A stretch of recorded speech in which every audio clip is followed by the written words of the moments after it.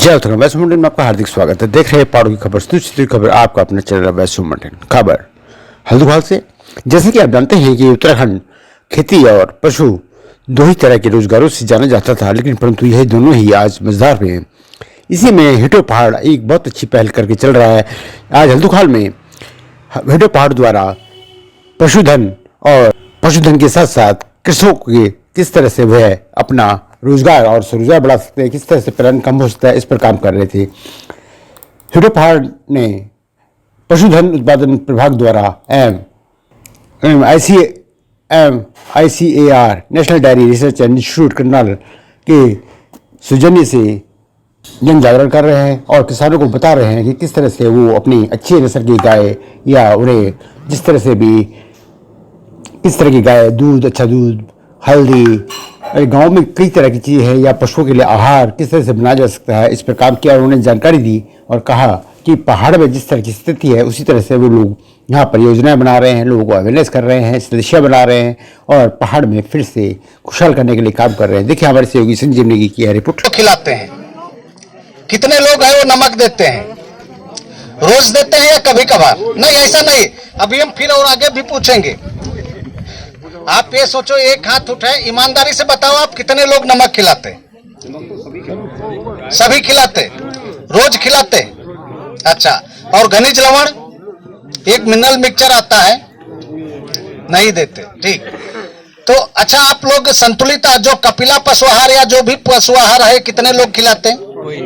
नहीं देते। ठीक, तो अब इस तरीके से जैसे हमें डेली हम लोग चलते हैं, पहाड़ पे ऊपर चढ़ेंगे पसीना निकलता नहीं निकलता, इसी तरीके से पशु भी जब ऊपर पहाड़ पे चढ़ने के लिए जाता है तो उसका भी पसीना निकलता। तो इसलिए हम अपने आहार में जो पशु को है थोड़ा एक इसी तरीके से बकरी का, जैसे अभी हमारे निदेशक साहब बोल रहे थे, यदि हम थोड़ा थोड़ा उसमें डिवार्मिंग का, वैसे आप लोगों के हम ये नहीं कहेंगे बकरी बहुत तंदुरुस्त है, कोई इसमें वो नहीं, लेकिन फिर भी अभी बहुत गुंजाइश है उसमें काम करने की, उसकी जो उसका मांस है उसको में वृद्धि करने की। जैसे कि आप लोग दूध बकरी का नहीं पीते, लेकिन उसमें फिर भी ये वृद्धि है कि हम लोगों का, किसान भाई का या हमारी किसान बहन का, यदि कोई प्रश्न है या आप कोई मुद्दा उठाना चाहते हैं जो कि उससे मैनेजमेंट से उसके रख रखाव संबंधित है, तो आप बताओगे तो हम उसका और से उत्तर देना चाहेंगे। कोई भी आपका यदि कोई प्रश्न है, हाँ बताओ आप। हाँ बोलो। हाँ, मेरे पास एक गाय है, वो न बजरी है न ये क्या बोलते हैं उसको, जर्सी है। हाँ, मीडियम टाइप की। हाँ, अब हम भी चाहते हैं कि असली मतलब बढ़िया नस्ल पैदा हो। तो यहाँ पशुपालन विभाग में गए, तो 2 बार उस पर इंजेक्शन लगा लिए, लेकिन वो सफल नहीं हुआ। अच्छा, वो सफल नहीं हुआ सर। अब सफल नहीं हुआ तो फिर उसके बाद वो बछड़े के पास ही ले गए, यानी सांड के पास ले गए। अब कुछ लग रहा है कि अब, जबकि हम चाह रहे थे कि नस्ल सुधार हो। नहीं ठीक है। अब और दूध उसका इतना बढ़िया कि अब वो थोड़ा दूध कम हो गया, उसमें वो बाखड़ी टाइप की हो गई है। अब गाय भी इतनी बढ़िया है, अपने बच्चों से ज़्यादा हम उसको प्यार करते हैं, लेकिन वो सबसे पहला जो साइंटिफिक पहलू है उसमें यह है कि जो आपने टीका रखवाया वो किस वक्त रखवाया। सबसे ज्यादा महत्व उस बात का है, कितने जब वो गाय का सही समय था, क्या उस पर रख पाए। तो इस चीज के लिए क्या होता है कि बहुत ज्यादा उसका प्रिडिक्ट कर पाना बहुत मुश्किल होता है। तो आपको हम सलाह देंगे कि टीका एक बार में 2 नहीं रखवाना, बल्कि 12 घंटे के अंतराल पे 2 बार रखवाइए। अगर आज आपको लगता है गाय बोल रही है और हीट में है, आज टीका उसे लगाना है, सांड दिखाना है, तो उस टाइम एक बार लगवाइए और 12 घंटे के अंतराल पे दोबारा रखवाइए, तो वो ठहर जाएगी। दूसरी बात, क्योंकि ये साइंटिफिक और कृत्रिम है जो टेक्निक है, तो इसका सक्सेस रेट 50% ही आता है।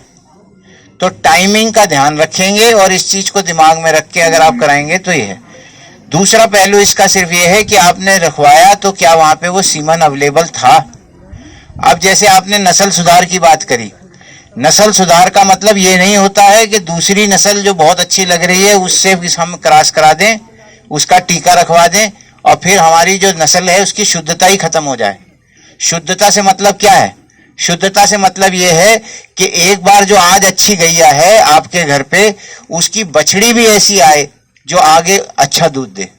नहीं तो क्या होगा, माँ तो बहुत अच्छा, जब नस्ल की शुद्धता छूटती है तो ये चीज की कमी आती है, इसमें कमी राशन है बाहर से महंगा मिलता है। यदि आप चाहें तो कुछ टिप्स है, मैं लिखा देता हूँ, जो राशन आप अपने घर पे ही बना सकते हैं। जो अपने मोटे अनाज हैं जो आप घर में आप मिल जाते हैं, एक तिहाई भाग हम कोई भी खली मिल जाए आपको, खली मिला लो, एक तिहाई भाग चावल का छिलका मिला लो, और इसमें 2% मिनरल मिक्सचर जो हम बांट रहे हैं आपको, और 1% नमक, ये 5 चीज मिला के यदि आप घर पे तैयार कर लेंगे तो इस राशन से आपके पशु में, ये मेरा दावा है, 1 से 1.5 किलो दूध बढ़ जाएगा, और कीमत में कम से कम आपको 80 से 100 रुपए का बेनिफिट मिल जाएगा। अब देखिए 10 किलो मान लो किसी को दाना बनाना है तो मोटा मोटा 3 से 3.25 किलो अनाज, मोटा मोटा 3 से 3.25 किलो खली, और 3 से 3.25 किलो आप ले लो छिलका, और उसमें 200 ग्राम मिनरल मिक्सचर और 100 ग्राम नमक, ऐसे बना के रख लो तो आप अपने पशु को सुबह शाम खिला सकते हैं। अब एक है कि जहाँ गाय भैंस आप बांधते हो वहाँ साफ सफाई का विशेष महत्व है। कल हम देखने गए थे, हालांकि आप लोगों ने बड़ी अच्छी व्यवस्था की है कि पेशाब को इकट्ठा करके खेत में डालते हैं, लेकिन जैसे कि मिश्रा जी बता रहे थे, हमने देखा है कि वो चौक हो जाता है, और पेशाब को इकट्ठा करने के चक्कर में ये भूल जाते हो कि जहां पशु बंधा हुआ है रात के समय, वहां पर आपने रात में तो खिड़की बंद कर दी या पर्दा लगा दिया, लेकिन दिन के समय उसको खोलना भूल गए, जिससे हुआ क्या कि अंदर आपके मीथेन गैस बहुत बन गई। और जब तक अंदर पशुशाला में सूर्य की धूप और ताजी हवा नहीं जाएगी तो बहुत सारे फंगस, बैक्टीरिया, माइक्रोब मर नहीं पाएंगे, वो हमारे पशुओं को नुकसान पहुंचा सकते हैं। बहुत कम लोग ऐसे होते हैं कि जो आराम को छोड़ के और तकलीफ उठाने कहीं पे आए। तो आप लोगों को हम आपसे रिक्वेस्ट करते हैं, प्रार्थना करते हैं कि आपस में मिलके इनका साथ दें, और जो एक मिशन यहाँ से हम स्टार्ट कर रहे हैं, इन्होंने स्टार्ट किया है। हमारे जगली जी भी यहाँ पे हमारे बीच पहुंचे हुए हैं। आपका देवभूमि उत्तराखंड में, और इस समय हम लोग नैनाना ब्लॉक में, और यहाँ पे आज पूरी टीम राष्ट्रीय डेयरी अनुसंधान संस्थान करनाल से टीम पहुंची हुई है। यहाँ पे हमारे किसान भाई हैं, तो यहाँ पे उन्होंने काफी यहाँ पे जो समस्याएं होती हैं पशुओं में उसके बारे में बताएं। बात करेंगे मनमोहन सिंह चौहान जी से, जो यहाँ पे डॉक्टर हैं, उनसे बात करेंगे कि क्या क्या आपकी योजनाएं हैं।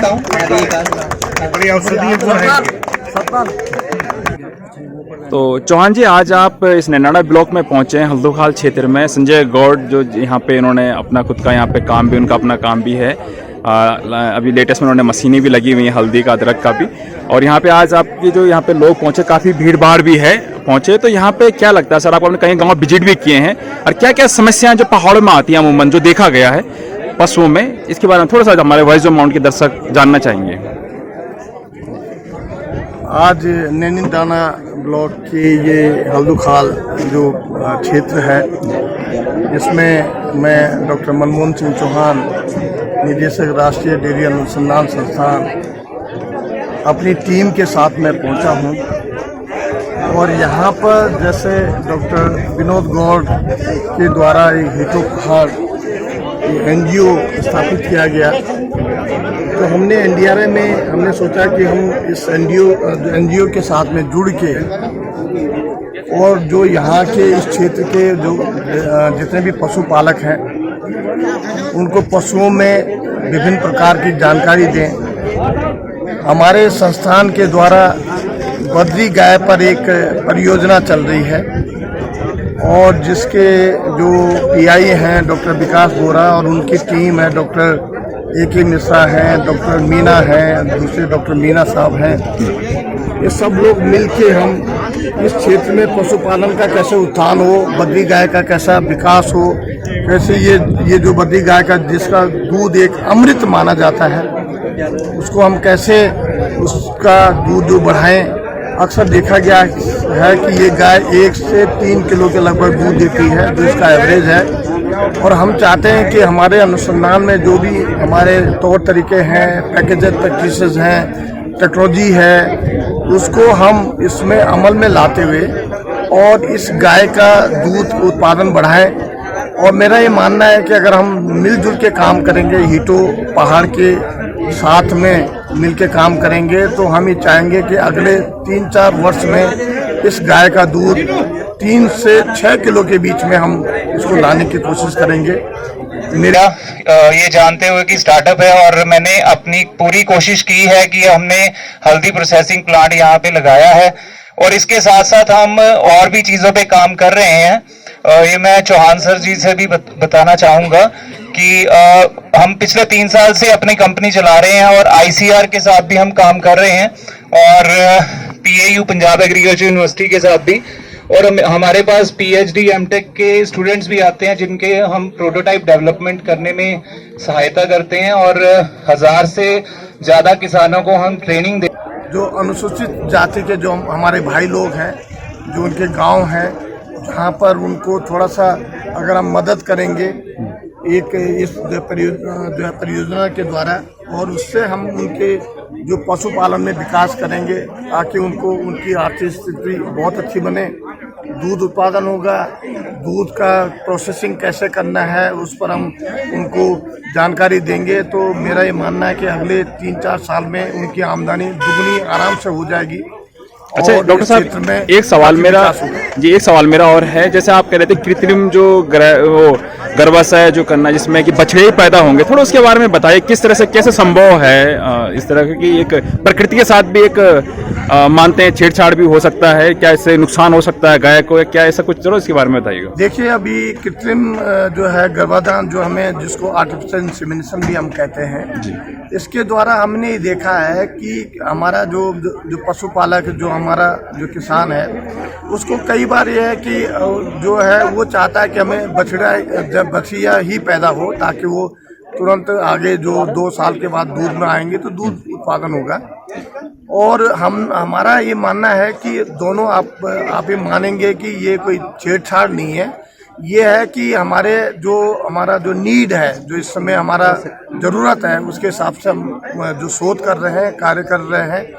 राष्ट्रीय डेयरी अनुसंधान संस्थान बराबर इस दिशा में काम कर रहा है और हम ये चाहेंगे कि इस क्षेत्र में बछिया ज़्यादा जो बद्धी गाय है पहले उसकी बछिया के उत्पादन को बढ़ाएं, ताकि उसकी वजह से क्या होगा कि किसानों की आमदनी बढ़ेगी, दूध अच्छा मिलेगा, उनको आमदनी बढ़ेगी, उसकी ओर हमारा विशेष ध्यान रहेगा। और धीरे धीरे करके हम अच्छे जो सांड भी पैदा करेंगे, ऐसा नहीं है कि केवल बछिया पैदा करेंगे, अच्छे सांड भी पैदा करेंगे। पर ये जो नस्ल सुधार का जो हमारा ये प्रोग्राम है इस समय, उसमें विशेष अभी हमारा जो है ध्यान रहेगा और आगे चल के हम दोनों मेल और फीमेल पर दोनों पर कार्य करेंगे, और ताकि यहाँ पर जो अच्छे जो बछड़े आएंगे वो हल के लिए भी काम आएंगे और आगे सांड के रूप में भी उनको इस्तेमाल में लाया जाएगा। अच्छा एक चीज़ और, आपका जो कैंपेनिंग चल रहा है अभी कहाँ सर आपने कैंपेनिंग की है, प्रोग्राम किए हैं? उत्तराखंड में इससे पहले हमने यमकेश्वर ब्लॉक में भी इसी जो है तरह का प्रोग्राम किया था, जिसमें भी हमारे किसान भाई आए थे। नैनाना ब्लॉक में हीटो पहाड़ और ने यहाँ पे ऑर्गेनाइज किया हुआ है यहाँ आज का जो प्रोग्राम है यहाँ पे, जबकि डॉक्टर साहब ने जो बताया उनके गाय की नस्ल के बारे में बताया। बात करेंगे हम यहाँ पे संस्थापक है हमारे साथ। सर आपका शुभ नाम? शिवपाल सिंह।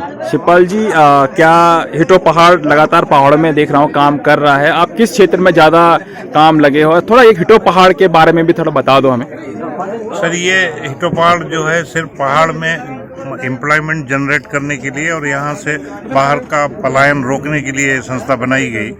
तो इसका अभी जो मुख्यालय है ये हल्दूखाल से हमने शुरू किया है और इसमें हमने 10 निदेशकों ने मिलकर ये एजेंसी की रजिस्ट्रेशन कराया और इसमें हमने एक 5 लाख रुपए का फंड जनरेट किया और उस 5 लाख रुपए से हम यहाँ कार्यक्रम शुरू कर रहे हैं। धीरे धीरे हम इसकी भागीदारी किसानों को भी देंगे और हर किसान को हम इसमें जोड़ेंगे और धीरे धीरे हमारा फंड जो है जनरेट होता जाएगा और हम उससे जो है और कृषि संबंधी जो भी बीज उत्पादन है, पशुपालन है, शहद उत्पादन है, ये सब कार्यकलाप करेंगे। तो यहाँ पे किसानों से कैसा सहयोग मिल रहा है सर आपको, किस तरह से? अभी तो सब किसान उत्साहित हैं क्योंकि हम किसान से सिर्फ मात्र 10 रुपए शुल्क लेके उनको सदस्य बना रहे हैं और उनको हम ये कह रहे हैं कि जो भी आपको खेती में लगने वाले जो उनके जरूरत के सामान है, खाद, बीज, दवाएं, पशु और जो तकनीकी सहायता है वो उनको कम से कम दरों पे उपलब्ध कराई जाएगी, क्योंकि हम सब लोग कोऑपरेट करेंगे और कोऑर्डिनेट करेंगे दूसरी एजेंसीज से। अच्छा, मैंने ये भी सुना कि आप मशीनें भी प्रोवाइड कर रहे हो, जैसे छोटे वो है हल हैं और कुदाल है, इस तरह से, मतलब मैंने सुना कि आप हिटो पहाड़ की मदद। जी, हमने उसमें एक एजेंसी का चयन किया है जो स्टार्टअप एजेंसी है, तो वो भी एक यंग एंटरप्रेन्योर है, तो उन्होंने ये हमको आश्वासन दिया है कि आपकी जो भी यहाँ की आवश्यकता होगी जो पहाड़ों के लिए, तो हम आपको आपके हिसाब से डिजाइन करके और बना के देंगे, क्योंकि वो कृषि यंत्र सिर्फ यहाँ के लिए उपयोगी होंगे, तो लार्ज स्केल पे तो वो नहीं करेगा, तो हमारे लिए वो हमारे किसानों के लिए जो जो हमें आवश्यकता होगी हम उनसे डिजाइन करवाएंगे और लोगों को उपलब्ध कराएंगे। धन्यवाद। डॉक्टर अजय गौड़ जी हैं जो हिटो पहाड़ से हैं। सर, आज का जो कैंपेनिंग है आपका कैसा रहा और यहाँ का जो लोगों का रिस्पॉन्स है वो किस तरह से रहा आपके साथ?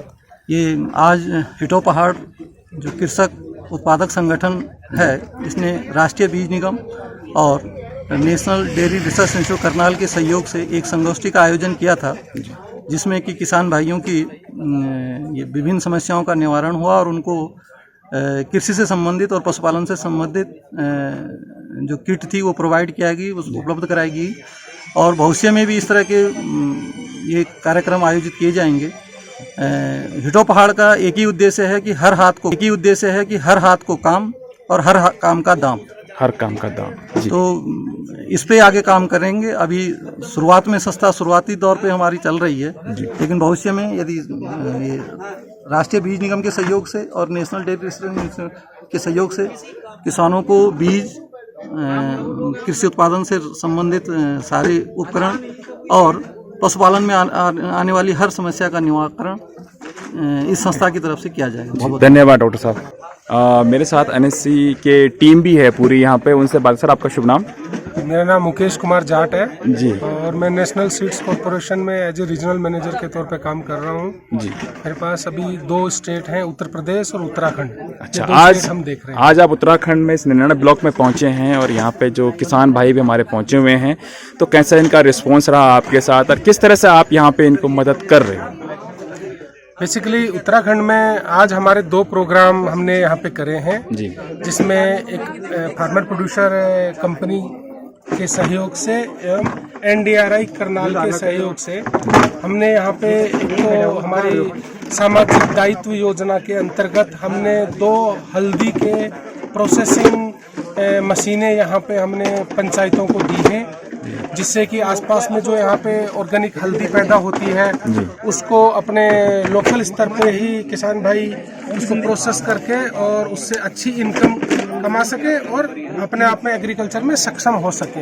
अच्छा। इसी के साथ में हम लोग यहाँ पे कृषक गोष्ठी का आयोजन किया है, जिसके अंतर्गत उच्च क्वालिटी के सर्टिफाइड सीड उत्तराखंड के यहाँ पे पैदा करें, जिससे कि उसमें उनकी जो प्रोडक्शन है उसमें वैल्यू एडिशन हो और किसानों को अधिक से अधिक फायदा हो जी। लेकिन सबसे बड़ी दिक्कत यहाँ पे ये आती है, अगर आपने अदरक का और हल्दी का जो किया हुआ है यहाँ पे प्रोसेस लगाया, प्लांट लगाया हुआ है, लेकिन सबसे बड़े दाम का सबसे बड़ा यहाँ पे एक बहुत बड़ा मेजर प्रॉब्लम रहती है, तो इसको कैसे करके आप सॉल्व करोगे सर? नहीं, देखिए, जहाँ तक रेट का बात होता है, हम जो काम कर रहे हैं, हम यहाँ पे सीड प्रोडक्शन करवा रहे हैं। अच्छा। सीड प्रोडक्शन में क्या होता है, चाहे वो हल्दी का हो, चाहे अदरक का हो, चाहे आपके रागी का हो, मंडवा का हो, या चाहे दूसरी फसलों का हो, तो जो भी बाजार के भाव होते हैं और वो अगर हमारे लिए किसान भाई सीड प्रोडक्शन कर रहे हैं तो हम 20 से 25% बाजार के रेट से या MSP से ऊपर हम उनको दाम देते हैं उस चीज के। तो कहने का मतलब हो गया कि उनके 20 से 25% अधिक उनको रेट मिलता है, तो ये उनको सीधा सीधा फायदा है।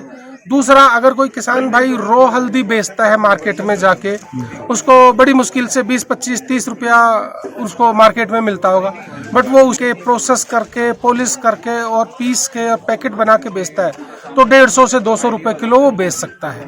तो इस तरीके से हमने सामाजिक दायित्व योजना के अंतर्गत यहाँ पे ये हल्दी के प्रोसेसिंग प्लांट दिए हैं पंचायतों को, जिससे कि लोकल स्तर पर किसान भाई अपनी हल्दी को प्रोसेस करें, जितना बीज बनता है उसका बीज में दे दें, जो बचता है उसको प्रोसेस करके मार्केट में बेचें, जिससे उनकी आजीविका बढ़े। जी, धन्यवाद सर। डॉक्टर दीपक पांडे जी हैं जो NSC से हैं। सर, आज का जो आपका यहाँ पे जो किसानों को जो आपने यहाँ पे जिस प्रकार से सीड आप उपलब्ध करा रहे हो, तो क्या किस तरह से प्रोसेस है आपका यहाँ पे खासकर जो ज़मीनी जो लेवल पर काम कर रहा है उनको पहुंचाने में किस तरह से आप मदद करते हो? देखिए, जैसे कि उत्तराखंड एक बहुत छोटा स्टेट है और जो किसानों की जोतें हैं यहाँ पर बहुत छोटी छोटी ही हैं और बिखरी हुई हैं। तो इनकी जोतों को ध्यान पर रखते हुए हम यहाँ पर किसानों को जो भी पहाड़ी बीज हैं, जैसे रागी है, चौलाई है और जो पहाड़ी धान है और पहाड़ी गेहूं या इस तरह की जो भी पहाड़ी हल्दी है और अदरक है, इस टाइप की चीज़ों का हम बीज उत्पादन कर रहे हैं। इसके लिए हम किसानों को बीज किसान के घर तक पहुंचाते हैं, मतलब जो भी उसके रोड हेड तक है उसके घर तक बीज पहुंचा रहे हैं और यहीं से बीज का उठान भी करते हैं, मतलब सीड यहीं पहुंचाना भी और सीड को यहाँ से लिफ्टिंग भी हम किसान के डोर टू डोर कैंपेन कर रहे हैं। मतलब एक हिसाब से किसान के घर से बीज उठाएंगे और उसी के वहाँ पर बीज डिलीवर भी करेंगे। और दूसरी बात है, जो भी हम किसान को उसका रेट देते हैं, जो भी मार्केट रेट चल रहा है, मार्केट रेट से लगभग कुछ फसलों में ये जैसे रागी वगैरह है, इसमें हम किसान को लगभग 2 गुना तक दे रहे हैं। अच्छा, अगर आप बाजार में रागी के रेट देखेंगे तो वो 25 से 30 रुपए किलो रहते हैं और हम किसान को सीड बेसिस पे लगभग 50 रुपए दे रहे हैं, मोटे तौर पर 50 रुपए दे रहे हैं, जो कि हम किसान के घर से उठा रहे हैं और उसी के घर में बीज भी प्रोवाइड करा रहे हैं। तो इससे क्या है, किसानों की आमदनी बढ़ रही है और उनके जो जीवन स्तर है उसमें सुधार हो रहा है। धन्यवाद पांडे जी। जय उत्तराखंड, पहाड़ से जुड़ी खबरों को वॉइस ऑफ माउंटेन्स आपके लिए लगातार ला रहा है। यदि आपने हमारा चैनल अभी तक सब्सक्राइब नहीं किया तो प्लीज़ सब्सक्राइब कीजिए, घंटी बजाइए, शेयर कीजिए, कमेंट्स कीजिए और लाइक जरूर कीजिए। देखते रहिए वॉइस ऑफ माउंटेन्स।